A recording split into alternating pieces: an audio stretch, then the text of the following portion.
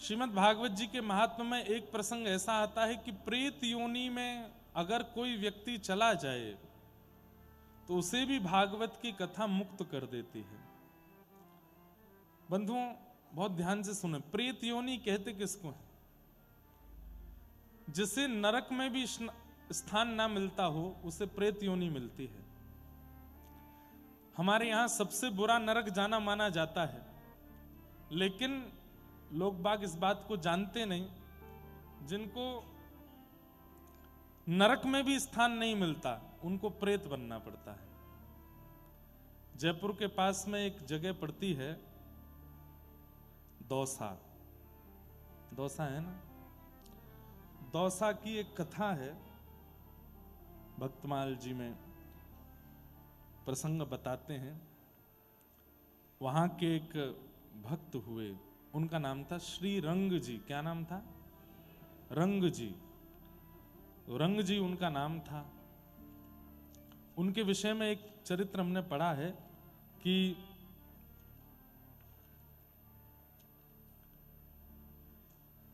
उनके दुकान में एक लड़का काम करता था। इतना व्यभिचारी था, इतने गलत काम किए उसने अपने जीवन में, किसी कारणवश उसकी मृत्यु हो गई। तो मृत्यु होकर के उसको नरक मिला। नरक मिलने के बाद में इतना बड़ा पापी था वो कि यमराज ने उसको नरक में पापियों का और यम के दूतों का सरदार बनाया उसको। मतलब जो नरक में लोगों को पकड़ पकड़ के लेके जाते हैं, ऐसे यमदूतों का सरदार बनाया उसको। रंग जी की दुकान में काम करने वाला व्यक्ति।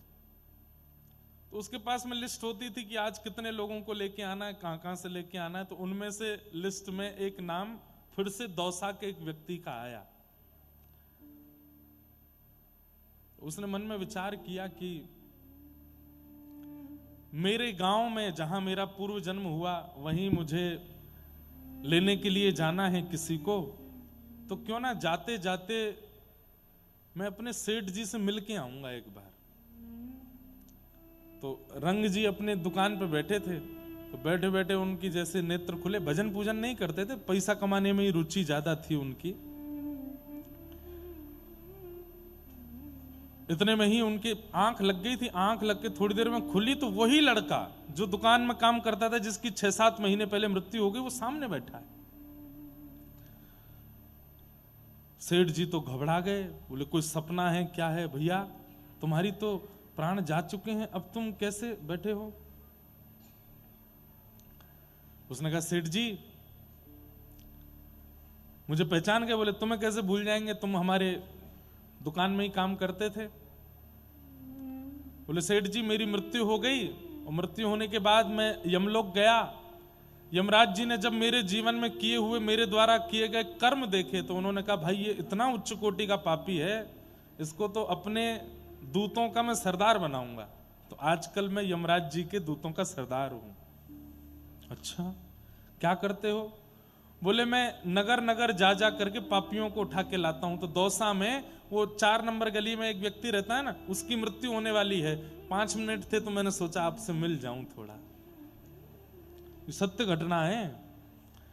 तो सेठ जी बोले उस व्यक्ति की मृत्यु होगी, मैं कैसे मानूं कि तुम सत्य बोल रहे हो? बोले अभी ना एक बैलगाड़ी निकलेगी यहां से। बोले हाँ, उसके सींग पे जाके मैं बैठ जाऊंगा, सोई वो पागल हो जाएगा। और वो बैलगाड़ी गाड़ी छोड़ करके बैल अकेला भागेगा, और तभी वो सामने 4 नंबर गली वाला व्यक्ति निकलेगा, उसके पेट में जाके वो सींग मारेगा, उसकी मृत्यु हो जाएगी। वहीं से उसको लेके मैं यमलोक जाऊंगा। फिर सेठ जी बोले तुम हमसे मिलने क्यों आए, पहले ये बताओ।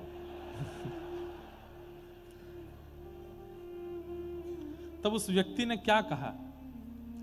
बोले मैं बहुत बुरा आदमी था, मैंने बहुत पाप किया अपने जीवन में, और मैं यमलोक जाकर के जब मैं देखता हूं ना, तो मुझे कई बार कुछ प्रियजनों की बड़ी याद आती है, और मुझे लगता है कि मैं उनको जाके समझा दूं कि मेरे जैसे कर्म मत करना कि तुम्हें नरक जाना पड़े। सेठ जी आप सत्य मानेंगे, मुझे मेरी मां की चिंता नहीं हुई, पिता की चिंता नहीं हुई, परिवार की चिंता नहीं हुई, पर मैंने इतने गलत काम जीवन भर किए, उसके बाद भी आप मुझे अपने यहां नौकरी पर रखते तो मुझे आपकी चिंता हो रही थी, इसलिए मैं आपको समझाने आया हूं। क्या ये गिनती करते करते जीवन निकल जाएगा?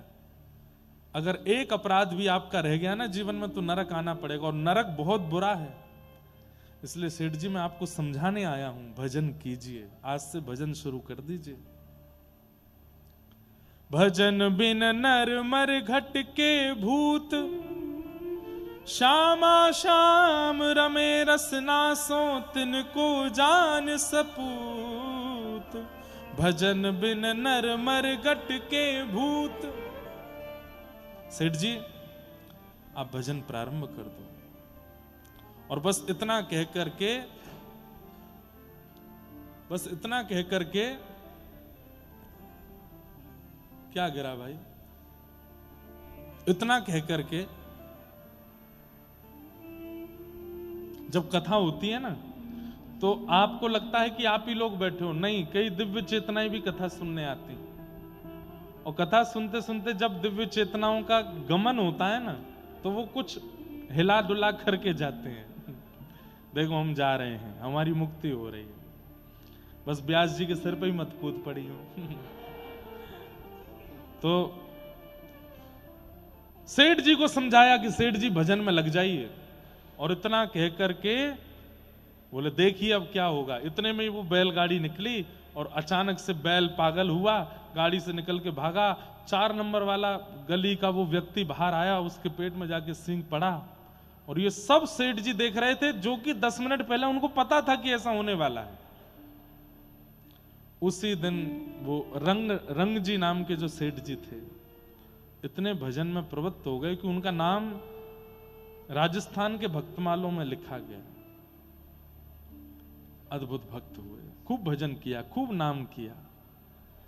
तो इसलिए प्रेत योनि जो है ये उनको प्राप्त होती है जिनको नरक में भी स्थान नहीं मिलता। प्रेत कौन बनता है?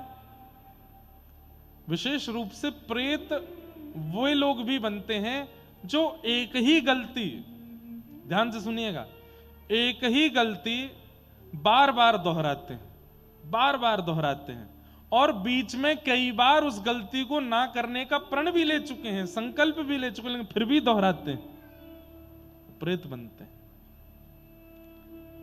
आपको संकल्प शब्द बहुत सामान्य लगता है, लेकिन संकल्प शब्द की महिमा बहुत है। संकल्प लेने के बाद अगर आप दोबारा उसी कृत्य में जाते हैं तो फिर उसके दुष्परिणाम के रूप में प्रेत बनना पड़ता है। प्रेत कौन बनता है? दूसरा, मातृ पितृ द्रोह करने वाला।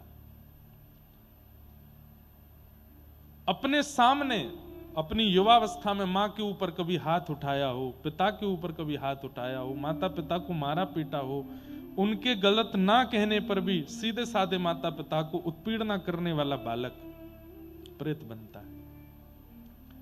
वे वजह पत्नी को मारने वाला, वे वजह पति से लड़ने वाला, मतलब अब कई तो पत्नियां भी मारती हैं पति को, सीधे डिब्बा में ही काट के डाल देते हैं। ऐसा देश है हमारा। आजकल पिछले कुछ सालों से ये केस भी आ रहे हैं, बक्सा में डाल दिया, ड्राम में डाल दिया, क्या क्या कर देते हैं। जब मार ही दिया तो फिर प्रेत योनि तो निश्चित कंफर्मेशन है, विदाउट वीजा एंट्री मिलेगी प्रेत योनि में। लेकिन वे वजह पत्नी पर हाथ उठाने वाले, वे वजह पति को उत्पीड़ित करने वाले, ऐसे दंपति भी प्रेत योनि में जाते हैं। पर भाई ये छोटी मोटी नोक झोंक भी नहीं कह रहा हूं मैं। कई लोग बाग बड़े चतुर हैं, इस पूरी आधी वीडियो को काट के पति पत्नी को सुनाएगा, देखो क्या कह रहे हैं महाराज जी, तू लड़ती है मुझसे, प्रेतनी बनेगी। कहीं पत्नी पति को सुना, वो छोटी मोटी नोक झोंक, प्रणय कलह तो सब जगह होता ही है, वो तो बहन भाई में भी होता है, वो तो बच्चे और पिता में भी होता है, वो तो पति पत्नी में भी हो, अच्छा है। पर वे वजह की बात पर इतना करना कि मार पीट तक आ जाना, उठा फटक कर देना, इतना घर का माहौल, छोटे छोटे बच्चे देख रहे हैं, उनके सामने इतना दुष्कलेश करना, ये सब प्रेत योनि के लिए तैयारी। मतलब प्रेत योनि के जो भी प्रेतराज होते होंगे ना, वो देखते होंगे कौन उपद्रव सबसे ज्यादा है, उसको हम अपने यहां लेके आएंगे, उसको हम अपने यहां बनाएंगे। तो प्रेत योनि में जाने वाले लोगों के लक्षण हैं, वेदों की अवहेलना करने वाले, गौ हत्या करने वाले, गौ मांस खाने वाले, इसके अलावा जो जो पाप करने वाले हैं वो सब तो पापी हैं ही, पर ये प्रेत योनि के अधिकारी हैं। किसी कन्या के साथ, स्त्री के साथ दुष्कर्म की चिंतन भी करने वाले, ये सब प्रेत योनि में जाते हैं, मृत्यु के पश्चात प्रेत बनते हैं। बहुत सारे पाप हैं, इन सब पापों का परिणाम भोगना पड़ता है। उनमें भी कई प्रेत ऐसे हैं जिनको श्रीमद् भागवत की कथा अगर सुना दी जाए तो वो अपनी प्रेत योनि से मुक्त होकर के भगवत धाम जाते हैं। उनमें से पितृमातृ दूषकाः, माता पिता से द्रोह करने वाला यदि प्रेत बन गया है तो वो भागवत जी की कृपा से मुक्त हो सकता है। आप कहेंगे महाराज जी मुक्त होना ही क्यों, उसको रहने ही दो प्रेत योनि में। अरे नहीं, वो प्रेत बन गया ये बहुत बड़ा दंड है उसके लिए। प्रेत को 24 घंटे इतनी पीड़ा रहती है जैसे हजारों बिच्छू उसको डंक मार रहे हों, इतनी पीड़ा में वो रहता है। उसे मुक्त होने का अधिकार केवल और केवल भागवत जी से प्राप्त होता है। तब नारद जी महाराज बोले कि आप इसका कोई प्रमाण दे सकते हैं? बोले हाँ, एक आत्मदेव नाम का ब्राह्मण था, उसके संतान नहीं थी, वो आत्महत्या करने जा रहा था। तभी एक संत ने कह दिया कि ये फल अपनी पत्नी को खिला देना, तुम्हारे घर में संतान होगी। फल पत्नी ने नहीं खाया, गैया को खिला दिया। तो गाय के गर्भ से जिस बालक ने जन्म लिया उसका नाम हुआ गोकर्ण, और पत्नी ने अपनी सहेली के बच्चे को गोद लिया था, पति को बिना बताए, उसका नाम रखा धुंधुकारी। वही बालक बड़े होकर के इतना उद्दंडी हुआ कि माता पिता को मारने लगा। मां ने कुआं में कूद के प्राण त्याग दिए, पिता ने वन में जाकर के भागवत जी का पाठ करते हुए प्राणों को ठाकुर जी में विलीन कर दिया, और वो बालक अपनी युवावस्था में दुष्कर्मों के कारण मरने के बाद प्रेत बना। ऐसा प्रेत बना कि गया श्राद्ध से भी उसकी मुक्ति नहीं हुई। तब गाय के गर्भ से जन्म लेने वाले श्री गोकर्ण जी महाराज ने सूर्य नारायण भगवान से पूछा कि वो कैसे मुक्त होगा, इतनी भयंकर प्रेत योनि से कैसे निकलेगा। तब कहा श्रीमद् भागवत की कथा करो, श्रीमद् भागवत का सप्ताह वाचन करो। श्रीमद् भागवतान मुक्ति सप्ताहम वाचनम कुरु। श्रीमद् भागवत की सप्ताह कथा करो। इति सूर्यवच वै धर्म रूपम तु विश्रुतम। भागवत की कथा कराओ। सूर्य नारायण ने आज्ञा देकर के कहा, उससे वो प्रेत योनि से मुक्त होगा। तब सूर्य नारायण की आज्ञा से गोकर्ण जी महाराज ने भागवत की कथा की और धुंधुकारी प्रेत योनि से मुक्त होकर के शंख चक्र गदा पद्म जैसे चतुर्भुज रूप धारण करके भगवत धाम को प्रस्थान कर गया। तो कथा की विशेषता कि अत्यंत भयानक प्रेत योनि में भी जो पड़ा होगा वो मुक्त हो जाता है। मेरे मन में एक बात आती है कि प्रेत योनि में पड़ा हुआ व्यक्ति जब मुक्त हो जाता है तो हम तो जीवित हैं, हम मुक्त नहीं हो सकते। भागवत जी की कृपा से हम तो जीवित हैं। श्रीमद् भागवत प्रेत योनि में पड़े को मुक्त करती है और जीवितों को सावधान करती है कि ऐसा नहीं करना कि तुमको प्रेत बनना पड़े। इसलिए भैया ऐसी भागवत जी को हम बारंबार प्रणाम करते हैं। तो इस भाव से, इस प्रकार से हमें मुक्त करती है। इस प्रकार भागवत जी का महात्म्य यहाँ पूर्ण हुआ। अब प्रथम स्कंद से कथा का प्रारंभ करते हैं। जन्माद्यस्य यतोऽन्वयादितरतः चार्थे स्ववेज्ञ स्वराट् तेने ब्रह्म हृदय आदि कवये मुह्यन्ति सूरयः तेजो वारिमृदां यथा विनिमयो यत्र त्रिशर्गो मृषा धाम्ना स्वेन सदा निरस्तकुहकं सत्यं परम धीमहि। श्रीमद् भागवत जी के प्रथम श्लोक में सत्य को वंदन किया गया। परम सत्य जो है मैं उसको प्रणाम करता हूं। परम सत्य कौन है?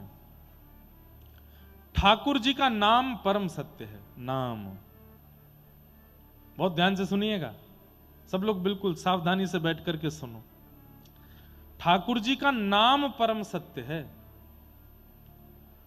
आज मैं हूं, आप हो, हम सब हो, इस भारतवर्ष में इतने जीव हैं, हम सबको भले ही भगवत दर्शन प्रत्यक्ष रूप से ना हो रहा हो, पर हमारा उद्धार, हमारा कल्याण, हमारे जीवन को जो कुछ भी प्राप्त हो रहा है वो केवल नाम प्रदान कर रहा है। भगवान का नाम,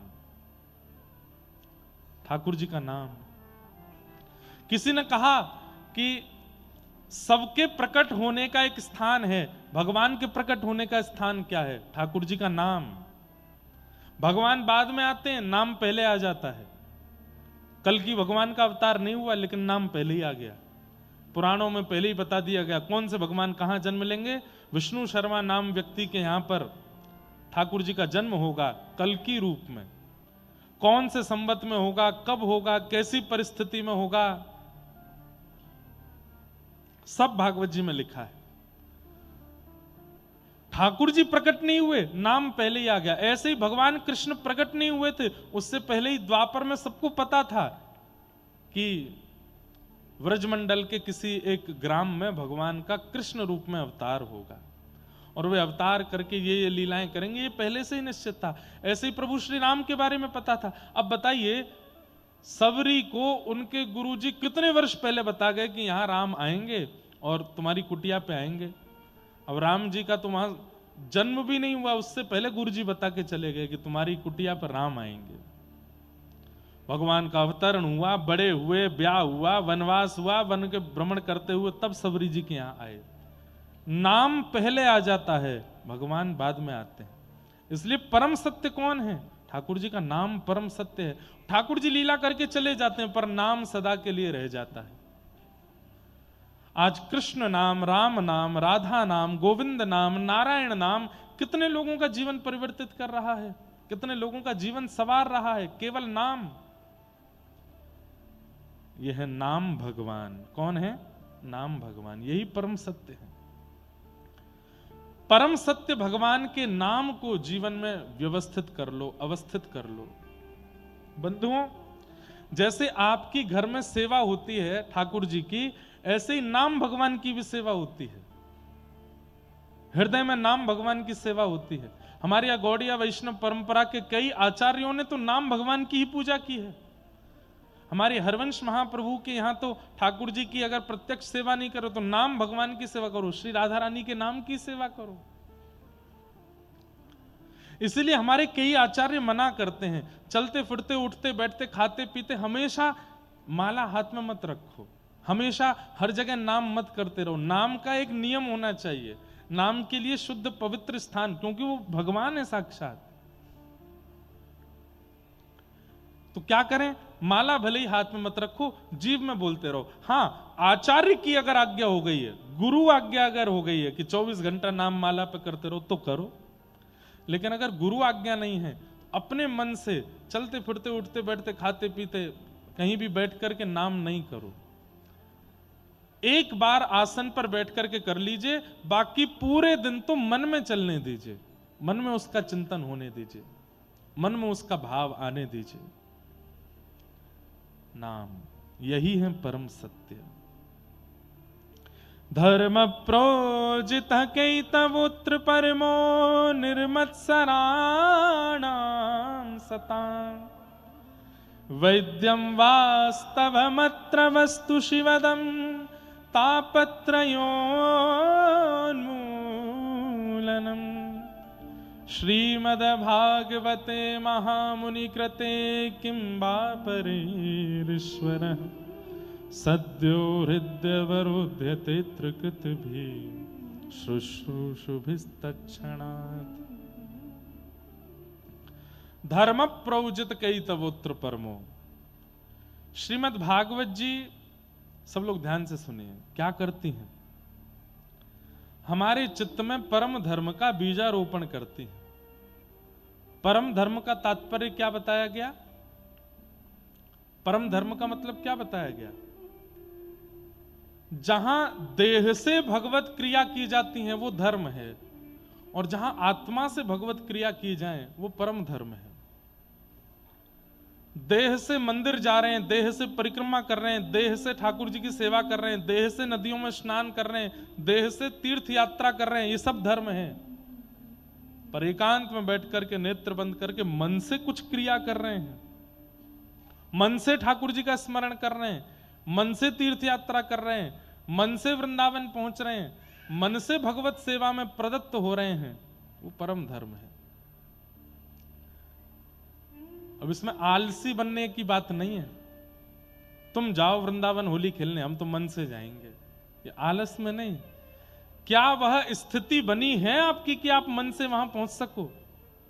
और एक बात सुनिएगा बहुत ध्यान से, अगर मन से कोई सेवा में प्रवृत्त है तो प्रत्यक्ष वो उसको घटेगा। वो दिल्ली में बैठ करके सोच रहा है कि मैं वृंदावन गया हूं, बिहारी जी के मंदिर में ठाकुर जी आहा गुलाल उड़ रहा है, तो गुलाल की एक कणिका उसके अंग पे तो आएगी अगर वो मन से प्रवृत्त होगा तो। सुनो, गोवर्धन में षड गोस्वामियों में से एक श्री रघुनाथ गोस्वामी विराजते थे राधा कुंड पे। केवल एक कटोरा छाछ पीते थे और इसके अलावा कुछ खाते पीते नहीं थे। ध्यान से सुनिएगा सब लोग, मन से प्रवृत्त होने वाले व्यक्ति के साथ मन में होने वाली घटना उसके प्रत्यक्ष शरीर में होती है। जैसे शरीर से सेवा करने पर वह उसका प्रभाव मन पर होता है, ऐसे मन से सेवा करने पर प्रभाव शरीर पर होता है। मीराबाई मन से ठाकुर जी को पति मानती थी, तो प्रत्यक्ष रूप में मीराबाई के मांग में सिंदूर भी था, हाथों में मेहंदी भी थी, और जो किसी दर्जी ने नहीं सिला वो पोशाक भी मीराबाई ने स्वप्न में पहनी। प्रत्यक्ष रूप से मीराबाई के अंग पर वो दर्शन हो रही थी। प्रसंग सुनते हैं हम लोग मीराबाई के चरित्र में। तो मन से कोई व्यक्ति अगर ये कहता है कि मैं वृंदावन जा रहा हूं, गिरिराज जी परिक्रमा कर आया, मैं तो ये कर आया, तो वो कहीं ना कहीं आपके प्रत्यक्ष शरीर में घटेगा, तो ही माना जाएगा कि आप मानसी में हो। तो रघुनाथ दास गोस्वामी एक कटोरा छाछ पीते थे बस। सब लोग इधर देखो, ध्यान से सुनो बिल्कुल। एक कटोरा छाछ पीते थे। एक बार उनको अपच हो गया, तो जैसे ही उनको अपच हुई, उनके मित्र थे, उनके सखा थे गोसाई श्री विठलनाथ जी। गोसाई श्री विठलनाथ जी, कैमरा वाले भैया आप नेक देर बैठ जाओ, बस जब कीर्तन बजाओ ना खूब सबन के मुंह पे घुमाइयो, यूं ले आइयो मेरे पास, मैं खिंचवाऊंगा नेक मैं क्योंकि फिर मेरा वो हो जाता है। एक जगह बस थोड़े बैठ जाए। क्या बता रहा था मैं, कहां था? जल्दी बताओ, जल्दी बताओ। हैं? हाँ, तो रघुनाथ दास गोस्वामी जी को अपच हो गया, तो उनके मित्र थे गोसाई श्री विठलनाथ जी। उनको जब ये बात पता चली कि राधा कुंड के रघुनाथ दास गोस्वामी का पेट खराब हो गया, तो वो बोले हो ही नहीं सकता। बोले क्यों? बोले वो छाछ के अलावा कुछ खाते पीते ही नहीं है, तो उनका पेट खराब कैसे हो गया? तुरंत वो राधा कुंड गए, देखा तो बिस्तर पर रघुनाथ दास गोस्वामी थे, और वहां एक सेवक कुछ चिकित्सा कर रहा था, तो चिकित्सक को बाहर भेजा। गोसाई जी ने अंदर से किवाड़ लगाई और रघुनाथ दास जी से बोले क्यों पेट खराब कैसे हुआ? क्या बताऊं आपको? बोले कि सबको तो बताते हो कि तुम छाछ पीते हो, कहीं ऐसा तो नहीं गुपचुप माल उड़ाए जा रहे हो भीतर? कहीं ऐसा तो नहीं रबड़ी मालपुआ कचौड़ी समोसा सब खाए जा रहे हों? अरे नहीं नहीं, ऐसा कुछ नहीं। तो फिर पेट खराब कैसे हुआ? छाछ से पेट तो खराब नहीं होता, क्या हुआ? चल सही सही बताओ। रघुनाथ दास गोस्वामी के नेत्र सजल हो गए। बोले मैं क्या बताऊं, मैं मानसी में गया था तो मानसी में गिरिराज जी की तलेटी पर श्री प्रिया प्रियतम बैठे थे और किसी भक्त ने 56 भोग पधराया था। जैसे ही मैंने प्रणाम किया तो श्री प्रिया जी बोली इधर आओ, और मैं जैसे ही पहुंचा तो बोली मुंह खोलो, और मैंने मुंह खोला तो मुझे लड्डू खवाए, मुझे कचौड़ी खिलाई, पूरी। मैंने मना भी किया कि मैं ज्यादा पाता नहीं हूं, तो ठाकुर जी बोले हमारो अधराम व्रत है, कैसे ना पावे को पा। बोले उसके बाद बोले खूब सारी सामग्री मुझे पवा दी, और फिर ये नंद नंदन बड़े उद्यमी हैं, इनने कहा कि बोले पहले तो दूध की सामग्री पवा दी और वहां के बाद दही खवा दी, सो पेट में जाके दही फट गई। मानसी में लीला हुई पर प्रत्यक्ष में पेट खराब हो गया। ये सुनते ही गोसाई जी ने हृदय से लगा लिया। बोले कि आप सच्चे भक्त हो। क्यों? आप मन में जो चिंतन करते हो, मन में जिस लीला का अनुसंधान करते हो, जिस लीला का स्मरण करते हो, वो प्रत्यक्ष शरीर में होने लगती है। ये मानसी का असली स्वरूप। और मैं नाम नहीं लूंगा, मैंने आज भी हमारे वृंदावन के ही संतों में से एक संत हैं, उनको देखा है। भरी दिसंबर के जाड़े में कोहरा पड़ रहा है और पसीना चुचारा था उनके मुखमंडल से। क्यों? क्योंकि मानसी में किसी उष्ण काल की लीला का उन्होंने अनुभव किया था। और मैंने पूछा महाराज जी से कि महाराज जी क्या लीला थी? तो बोले प्रिया जी को आम खावे को मन हेरो, तो श्री ठाकुर जी बोले आम तो गर्मीन में आमेंगे, सर्दीन में कहां लाऊं? तो बोले गर्मी लाओ। तो श्री ठाकुर जी ने उष्ण काल की ऋतु को आमंत्रित किया। तो उष्ण काल में ठाकुर जी आम तोड़वे के गए तो मोए संग ले गए। बोले तो बोले पेड़ पे स्वयं नहीं चढ़े, मोए चढ़ा दिए। बोले तू तोड़ के दे। तो बोले मैं ऊपर पेड़ पे चढ़वे में इतना श्रमित है गयो, इतना थक गयो, धूप ऊपर से पड़ रही, आम तोड़ तोड़ के नीचे दे रो, सो वही से पसीना आए। तो प्रत्यक्ष महाराज जी को पसीने आने लगे। ये मानसी सेवा, ये तो हमने अनुभव किया।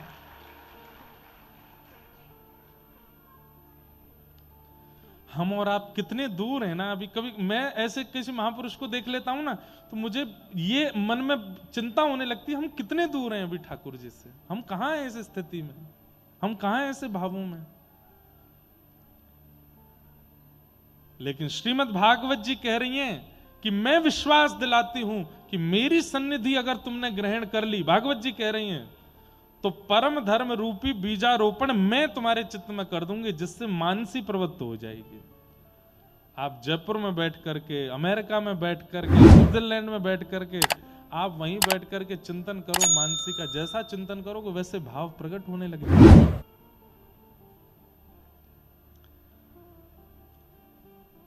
बहुत दूर हैं हम ठाकुर जी से। हम कथा सुन रहे हैं, उत्सव मना रहे हैं, लीलाएं कर रहे हैं, सब ठीक है, हम यहीं तक सीमित है, इससे आगे हम बढ़ नहीं पा रहे हैं। बढ़ना है। मानसी की स्थिति, ऐसी भावनाओं की स्थिति में प्रवृत्त होना है। कई हमारे बालक आते हैं, आज एक शिष्य बालक आया, बोले आप स्वप्न में ऐसे दिखे, आप उस भाव में ये दिखे। मुझे मन में अच्छा तो लगता है कि चलो ये मानसी इनकी थोड़ी तो बनती है, पर ये मानसी और प्रवृत्त इसलिए नहीं हो रही है क्योंकि अभी हमने सुने हुए गुरु वचनों को अभी पूर्णता रूप से पालन किया नहीं, इसीलिए मानसी की उस स्थिति में नहीं जा पा रहे। अंगद जी महाराज का प्रसंग सुना है? श्री अंगद जी महाराज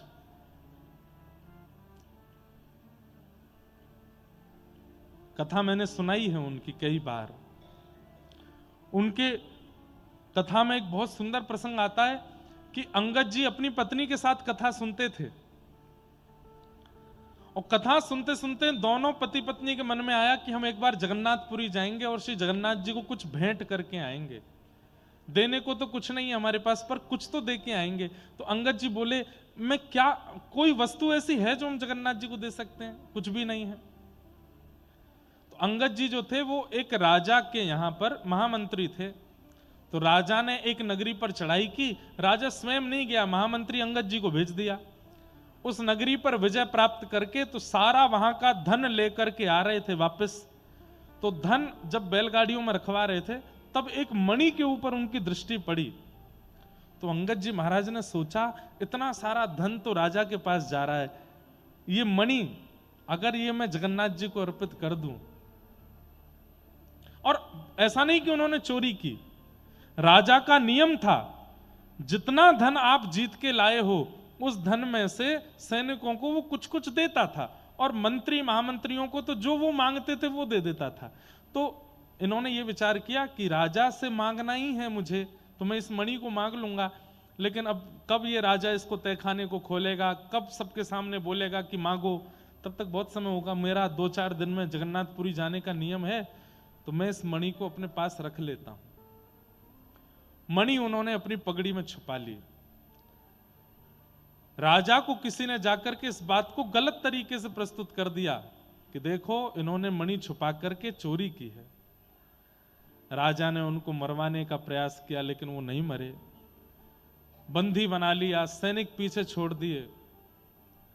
मणि कहां है, मणि बताओ। सैनिक जब पकड़ के ले जा रहे थे, उन्होंने कहा मैं मणि दे दूंगा, लेकिन मैं एक लीला करना चाहता हूं। बोले क्या? इस सरोवर में मुझे स्नान करने का अधिकार दो। बोले उसके बाद मणि दे दोगे? बोले हाँ दे दूंगा। जैसे ही सरोवर में गए, अपनी पगड़ी से मणि निकाली और सैनिकों को दिखाई, ये रही मणि, और हे महाप्रभु जगन्नाथ, ये आपके लिए मैंने चुनी थी, ये आपको ही अर्पित होनी चाहिए। आप तो हजारों किलोमीटर दूर हो, पर आपकी व्यापकता सर्वत्र है, तो कृपा कर इस सरोवर से ही मणि को स्वीकार करो। जैसे ही सरोवर में छोड़ा, गोताखोरों ने खूब गोते लगाए, लेकिन मणि नहीं मिली। पूरा जल निकलवा दिया सरोवर से, खुदाई करवा दी राजा ने, फिर भी मणि नहीं मिली। अंगद जी से पूछा, हम तुझे पूछ रहे हैं, तेरे प्राण हरण कर लेंगे, मणि कहां है बता दे। अंगद जी महाराज बोले, मैं कह रहा हूं वो जगन्नाथ जी के पास, वो जगन्नाथपुरी हजारों किलोमीटर है यहां से। बोले हम हजारों किलोमीटर दूर हैं, पर जगन्नाथ जी तो यत्र तत्र सर्वत्र हैं। मैंने जल में छोड़ी, महाप्रभु जी ने स्वीकार कर ली। हाथों में हथकड़ियां, पैरों में बेड़ियां बांध करके जगन्नाथपुरी लेकर के गए, और बोले अगर महाप्रभु जगन्नाथ जी के पास मणि नहीं मिली तो तेरा सर धड़ से अलग कर देंगे हम। जैसे ही महाप्रभु जगन्नाथ जी के सन्मुख पहुंचे, कपाट खुलते ही क्या देखते हैं कि वही मणि महाप्रभु जी के तिलक के ऊपर यहां विराजमान थी, श्री जगन्नाथ जी ने धारण कर रखी थी। पुजारियों से पूछा, ये मणि यहां कौन दे करके गया? तो बोले पता नहीं, रात्रि में मंदिर बंद करके हम लोग सोए, सुबह जब उठे तो महाप्रभु जगन्नाथ जी का श्रृंगार जहां रखा रहता है उसी पेटी के ऊपर रखी थी, और हमें लगा कि पुरानी मणि कहीं की होगी। राजा भी देख करके चकित रह गया कि ये मणि हजारों किलोमीटर दूर जल में डाल दी थी, यहां कैसे आ गई? महाप्रभु जगन्नाथ जी ने स्वीकार की। ये सारे चमत्कार नहीं है बंधुओं, ये सब मन की स्थिति है। जब मन की स्थिति ऐसी प्रगाढ़ हो जाती है तो पुरी दूर नहीं है, द्वारिका दूर नहीं है, बद्रीनाथ दूर नहीं है, सारे तीर्थ धाम आपके इर्द गिर्द ही संगे ही चलते हैं। राधा रमण जी संगे ही चलते हैं, राधा वल्लभ जी संगे ही घूमते हैं, श्री बिहारी जी कंधा पे बैठ के ही रहते हैं। जब जिसे चाहो, जिसका आवाहन करो, उसी का अनुभव होने लगता है। ऐसी पवित्र देह, ऐसी पवित्र मानसिक स्थिति, ऐसी पवित्र बौद्धिक स्थिति बनाने की सामर्थ्य श्रीमद् भागवत में है, यदि कोई पालन करे तो। धर्म प्रोजित कई तवोत्र परमो, परम धर्म के प्रति जो अग्रसित करे वो भागवत की कथा है। लेकिन एक चीज का ध्यान रखना पड़ेगा, बोले क्या? निर्मत्सराणाम